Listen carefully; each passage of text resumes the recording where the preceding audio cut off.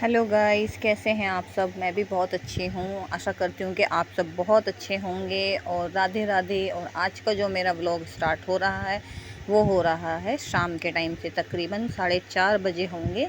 और मैं इस वक्त लगा रही हूँ झाड़ू। तो आज का हमारा कंटेंट है कि मैं अपने आप को मोटिवेट किस तरीके से करती हूँ।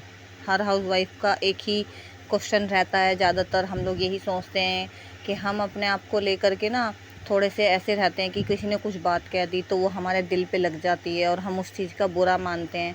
तो उस चीज़ के लिए क्या होता है ना कि अपने आप को ना एक तो पॉजिटिव रखना बहुत ज़रूरी है, जो कि मैं अपने आप को रखती हूँ। और वो पॉजिटिविटी मुझे कहाँ से मिलती है, मैं अपने घर के कामों में ज़्यादातर व्यस्त रहती हूँ।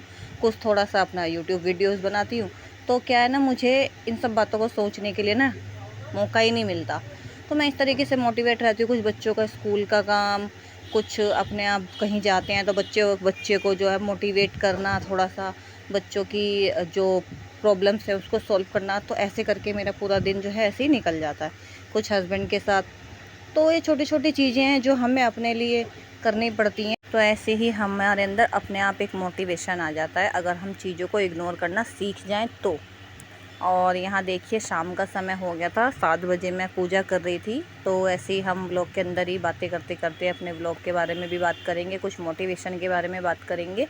तो यहाँ मैंने पूजा की थी और लड्डू गोपाल को भोग लगाया मैंने पतीशे का मीठा, क्योंकि जैसा कि मैंने पहले भी व्लॉग में बताया था, मैं खाने का भोग नहीं लगाती हूँ, बहुत ही कम खाने का भोग लगाती हूँ मैं। तो यहाँ मैंने उनको भोग लगाया।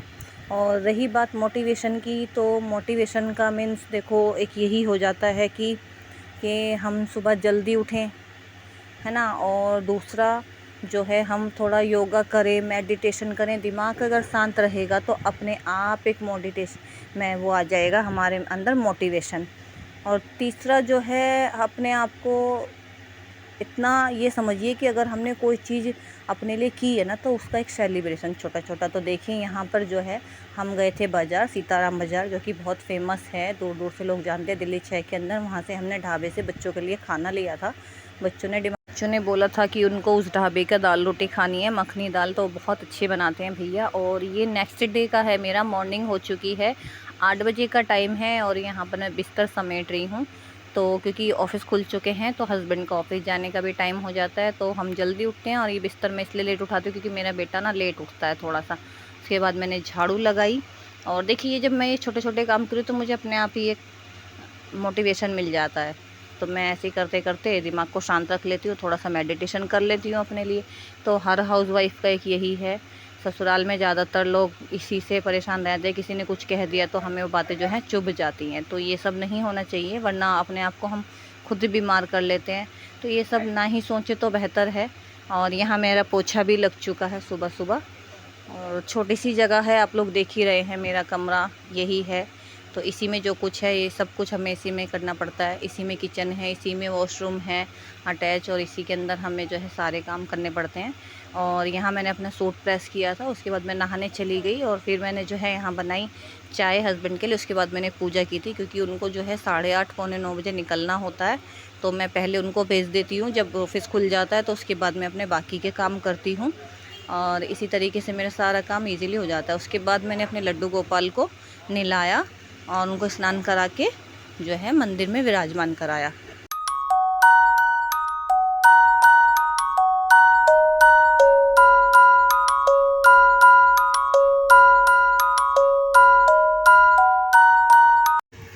जब से हमारे घर में लड्डू गोपाल आए हैं ना, तो मेरी आधी चिंताएं तो वैसे ही दूर गए। इनकी सेवा में जो मुझे आनंद मिलता है ना, वो किसी भी में नहीं है। और इनको भी, मेरे 2 बच्चे हैं, दोनों बच्चों के ही जैसा मैंने इनको अपने पास रखा है। जितनी मुझसे सेवा हो सकती है उतना कर सकती हूँ, क्योंकि मेरे अलग से तो कोई मंदिर है नहीं। तो मैं इनको मंदिर में ही बिठाती हूँ। और जब मुझसे टाइम हो पाता है, जैसा भी मुझे लगता है, उस हिसाब से मैं इनकी सेवा करती हूँ। मैं कोई ऐसा वो नहीं करती हूँ, और मुझे उसी में अच्छा लगता है कि अपने लड्डू गोपाल की जितनी मुझसे सेवा हो पाती है मैं उतना करती हूँ। इनके आने से मेरे बहुत से काम अच्छे हुए हैं, और ऐसा नहीं है, बहुत मतलब एक पॉजिटिविटी मेरे अंदर अपने आप ही रहती है। इनकी तरफ मैं देखती हूँ तो मेरे सारे दुख ख़त्म हो जाते हैं। कहते हैं ना कृष्ण जी की एक अलग ही लीला होती है और जो उनका जो बाल स्वरूप होता है वो बहुत ही मनमोहक होता है। तो वही है मेरे लिए ये, और मुझे बहुत अच्छा लगता है इनकी सेवा करना। तो जैसे कि मैंने कहा नेक्स्ट डे है, तो मैंने पूजा पाठ की अपनी, और अपनी हनुमान चालीसा का पाठ किया, क्योंकि हनुमान चालीसा पाठ मेरा डेली रूटीन में शामिल है। हनुमान चालीसा का पाठ करने के बाद मैंने जो है सूरज देवता को पानी दिया, और जो है मैंने फिर अपने आगे के काम किए।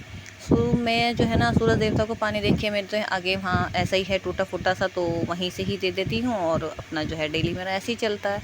और देखते देखते बहुत समय बीत गया हमें इस घर के अंदर, और ये मेरे लिए कोई महल से कम नहीं है। बहुत से लोग सोचते होंगे कैसा घर है कैसा नहीं है, तो कोई बात नहीं, अच्छा है, सबका समय आता है।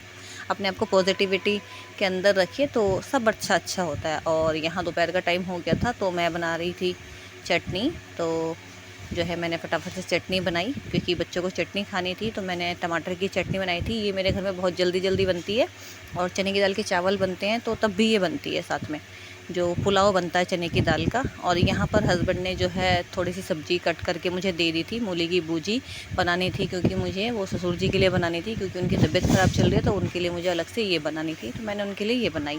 और उसके बाद मैंने बनाई रोटियाँ, और उसके बाद मेरा काम जो है लगभग ख़त्म ही हो गया था।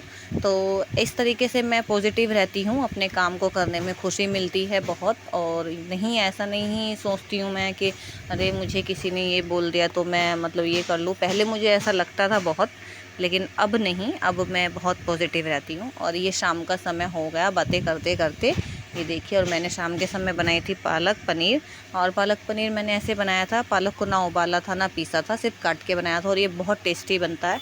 कभी मैं इसकी रेसिपी भी डालूंगी, और आपको व्लॉग कैसा लगा ज़रूर बताइएगा। तो यहाँ मेरे बेटे को मैंने खाना दिया, और इस व्लॉग को मैंने यहीं एंड किया। आप लोग भी खाना खाइए, और व्लॉग कैसा लगा ज़रूर बताइएगा। आप भी पॉजिटिव रहिए, मोटिवेट रहिए, और अपने लक्ष्य को पाने की कोशिश करिए। व्लॉग कैसा लगा ज़रूर बताइएगा। मिलते हैं नेक्स्ट व्लॉग में, तब तक के लिए बाय बाय। शुभ रात्रि, शुभ रात्रि, शुभ रात्रि। Bye bye.